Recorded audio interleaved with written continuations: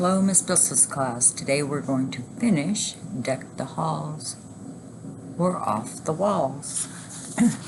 Chapter 9, Take a Chill Pill. When I came out of the bathroom wearing my regular clothes, the whole gang clapped me on the back. "You were awesome, AJ," said Alexia. "Those girls didn't suspect a thing," said Ryan. "How do you know the words to that dumb song?" asked Michael. "It's been stuck in my head all week," I admitted. We hustled through the crowd to get back to Santa's workshop, all the way at the other end of the mall. It took a long time to find Andrea and Emily. They were close to the front of the line now.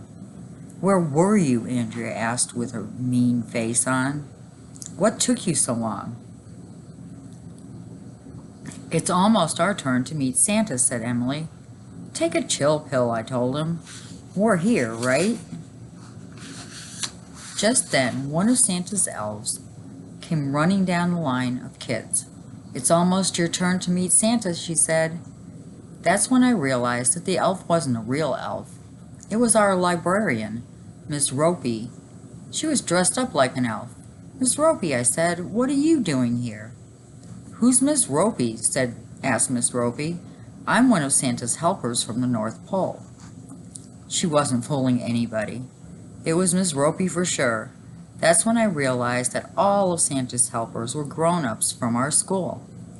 The guy playing the Christmas songs on the organ was our music teacher, Mr. Loring.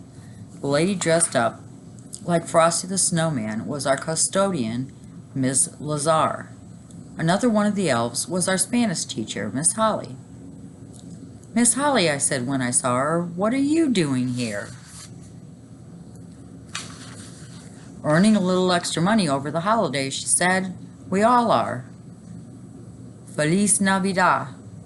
"I guess teachers don't get paid very much," said Ryan. "Teachers get paid?" I asked. "I thought they just came to school every day because they had no place else to go." There was just one family in front of us in line now.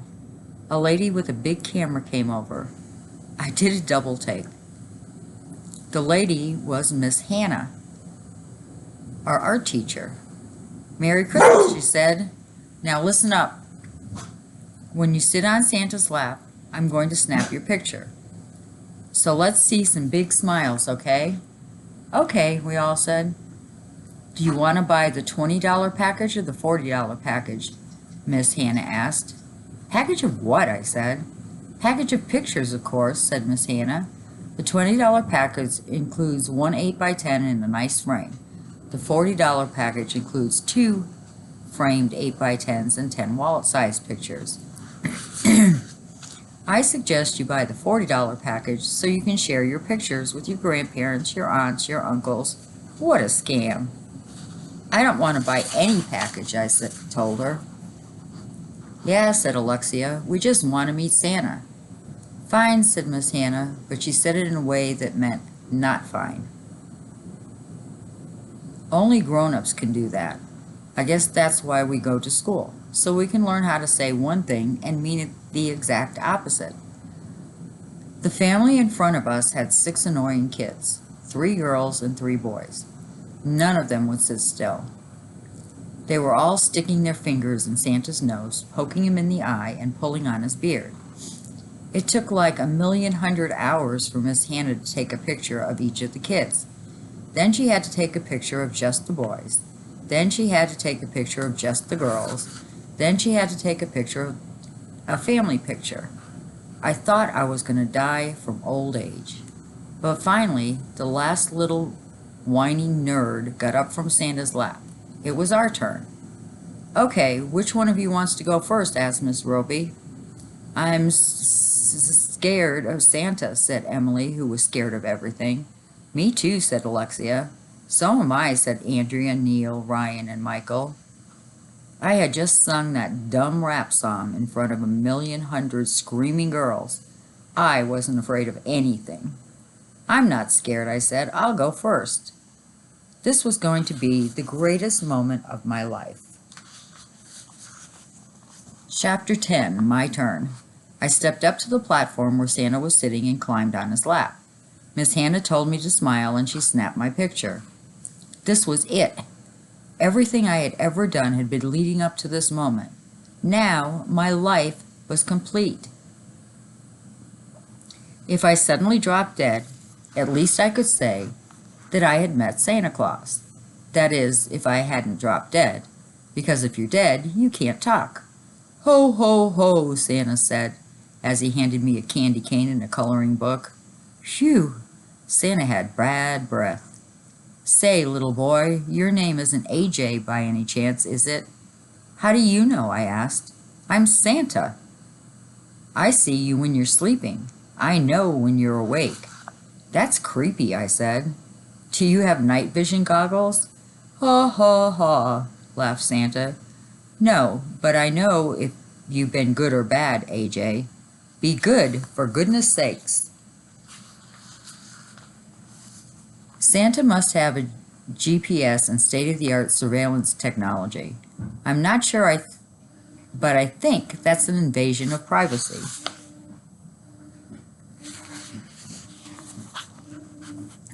So what do you want for Christmas, AJ? Santa asked. I want a new Stryker Smith Commando, I said. It comes with a missile launcher, voice activator, attack dog, and deluxe blowtorch. All other accessories are sold separately, batteries not included. Stryker Smith, said Santa. You mean the superhero action figure from the future who travels through time and fights all who dare to thwart his destiny? Yes. Wow, Santa really knows his toys. AJ, didn't I bring you a Stryker Smith action figure 2 Christmases ago? Santa asked me. Yeah, I said. He fell under the school bus and his head came off. And didn't I bring you another Stryker Smith action figure last Christmas? Yeah, I said. He met his untimely end when his head got tragically melted in a battle with an evil magnifying glass. I'm sorry to hear that, Santa said. I hope you'll take better care of Stryker Smith this year. I will, Santa. Good. Merry Christmas, AJ. Ho, ho, ho. I looked out at the kids waiting in line, and I wondered how Santa would remember which presents they had all asked him for. Are you going to write down that I asked for a Stryker Smith action figure? I said.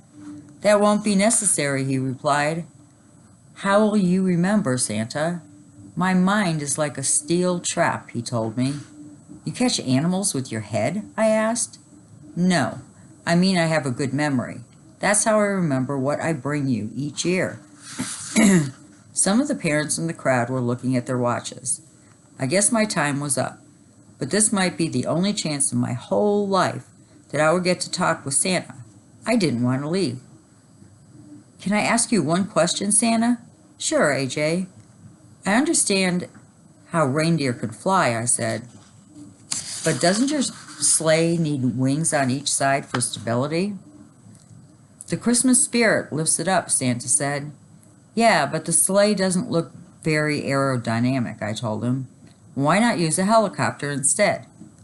I thought you had just one question, Santa said. How is it possible to visit every house in the world in one night? What about the houses that don't have chimneys? What about people who live in apartments? How do you fit all the toys in the sleigh? And what do you do the rest of the year? We have to wrap this up, AJ, Santa said. There are a lot of children waiting. You really should lose weight, I told him. Obesity is a big problem these days. Have you checked your cholesterol? Is it cold in the North Pole? Is there a supermarket up there? Where do you buy your groceries?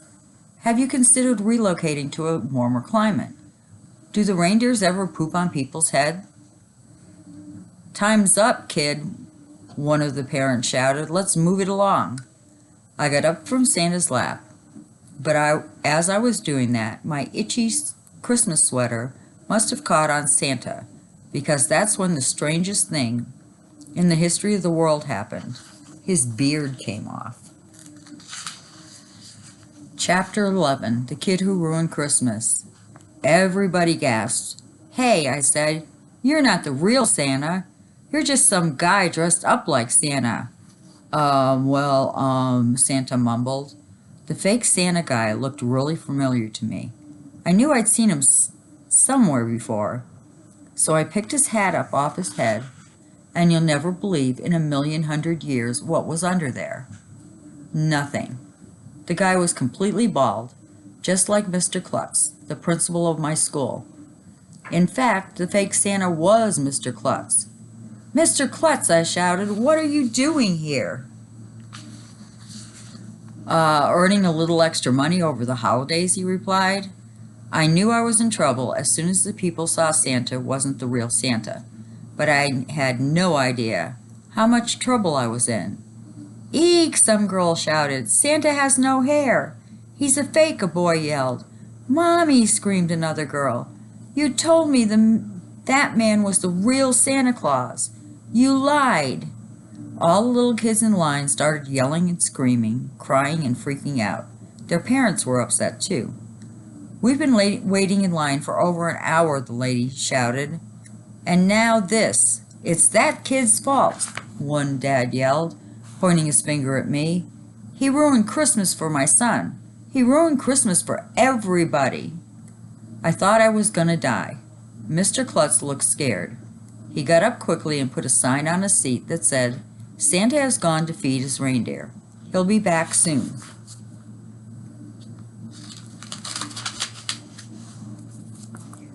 "I'd better get out of here," he told me. "AJ, what do you have to say for yourself?" I didn't know what to say. I didn't know what to do. I had to think fast. Peace on earth, goodwill to men," I said. "Get him," somebody shouted. "Get that kid who ruined Christmas." Bummer in the winter. There was only one thing I could do. Run.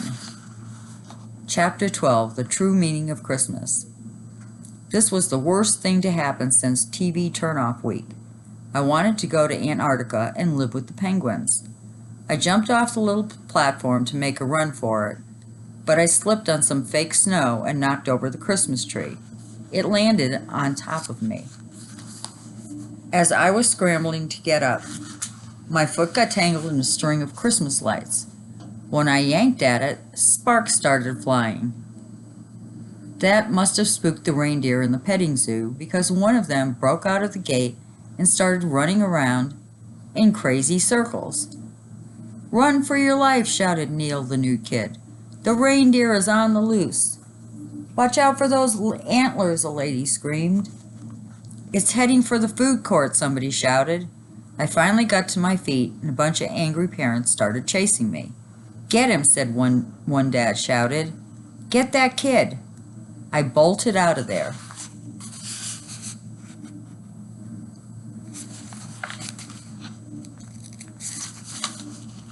Crowds of people were all over the place. I had to run around them like a football player to escape the angry parents chasing me. I bumped into some lady and she fell into the fountain.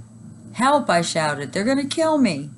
I ran up the down escalator, then I ran down the up escalator, but I didn't travel through time. The parents were still chasing me. I couldn't lose them. At the other end of the mall, I spotted the men's bathroom. Maybe I could hide in the stall, I figured. That was my only hope. I ran over there and ducked inside the bathroom. I was panting and gasping for breath, and you never believe who was in there combing his hair in the mirror. Crazy. "Dude," he said, "what's the matter? You look like you've been through a war." I put my hand on his shoulder and looked him in the eye. "You gotta help me," I begged. I was sitting on Santa's lap and I accidentally pulled off his beard. The kids who were waiting in line freaked out, and now their parents are trying to get me. What should I do? "Quick," Crazy said. "Let's switch clothes again." "Huh?" "Just do it." I tore off my itchy Christmas sweater and gave it to Crazy.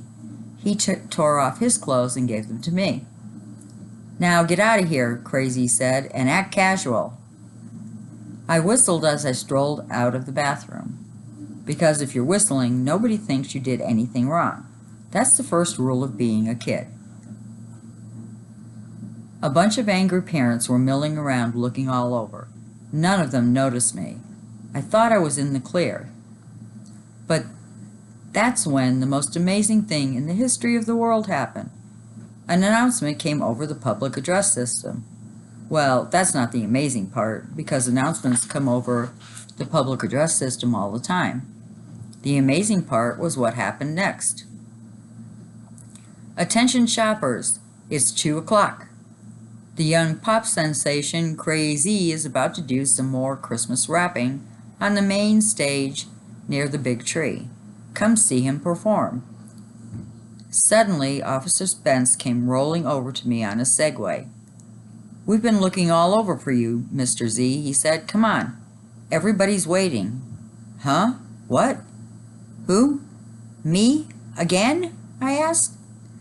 Officer Spence pulled me up on a Segway and rolled over to the stage. Yo, Z, said the guitar player. Let's rock, man. There must have been 1,100,000 girls in the audience now. Some of them were trying to climb on the stage, but the police were holding them back. That guy in the jacket and tie climbed up and took the microphone. Okay, boys and girls, here he is again, the latest, the greatest, Crazy. The girls started screaming. The band started playing. I had no choice, so I started rapping. 'Twas the night before Christmas. You know the rest. Stuff was all over. The house was a mess. I was dreaming of a Christmas white. It was a totally silent night. That's when I heard a crash and a boom, so I ran right down to the living room. There was this guy dressed all in black, and over his shoulders he carried a sack.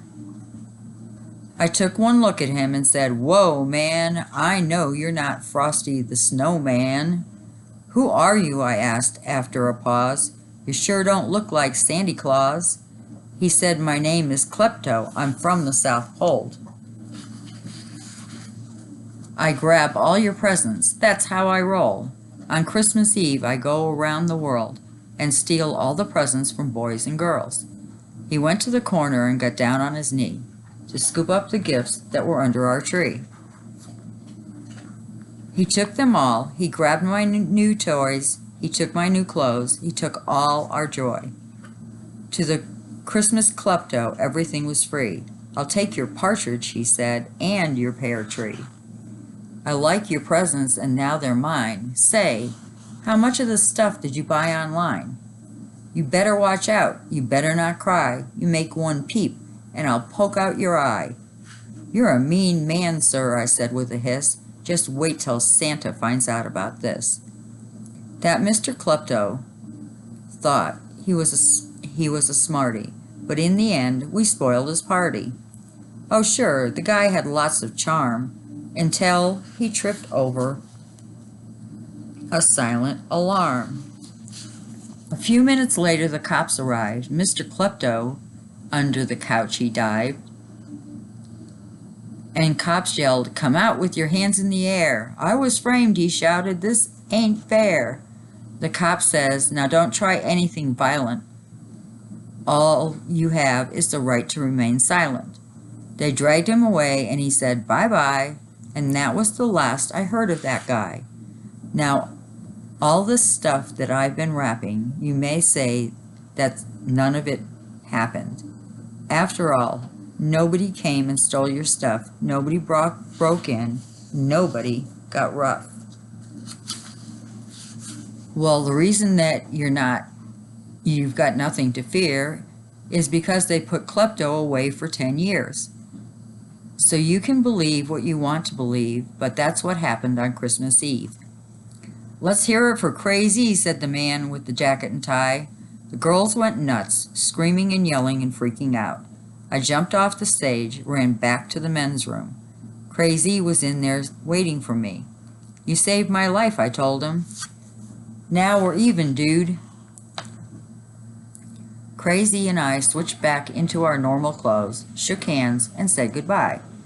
As I was about to walk away, I came up with the greatest idea in the history of the world. Hey, Crazy, I need a Christmas present for my sister. Can you give me an autograph? Sure, dude, he said. Crazy took off his hat. He pulled a Sharpie from his pocket, signed the hat, and handed it to me. You know, he said, sometimes I wish I was in your shoes. Why? I asked. What's wrong with your shoes? No, what I mean is that the grass is always greener on the other side. Huh? I asked. What does the color of grass have to do with anything? That crazy kid is weird. Who cares about shoes and grass? But as I walked away, I started thinking about what Crazy said. Christmas isn't about malls and elves and trees and presents. It's about being a good person. It's about helping a guy out when he's in trouble. Crazy needed my help, so I helped him. Then I needed his help, so he helped me. Christmas is a time for giving. That's the true meaning of Christmas. Who knows? Maybe I'll become Crazy's stunt double. Maybe Santa will bring me the new Stryker Smith Commando action figure. Maybe another song will get stuck in my head. Maybe the real Santa will come to the mall next Christmas. Maybe we'll pay the teachers more money so they don't have to dress up like elves. Maybe I'll travel back in time on an escalator. Maybe Santa will get some breath mints. Maybe I won't have to wear my itchy Christmas sweater next year. Maybe I'll get to eat some of those giant nuts. Maybe Santa will be arrested for invading people's privacy. Maybe Mr. Klutz will catch animals with his head. Maybe Santa will ditch the sleigh and switch to a helicopter. Maybe Andrea and Emily will bring peace and harmony to kids all over the world. But it won't be easy. The end. The next time you have library will be when we get back from winter break. So when we get back, we'll be starting The One and Only Bob. Have a great break, guys.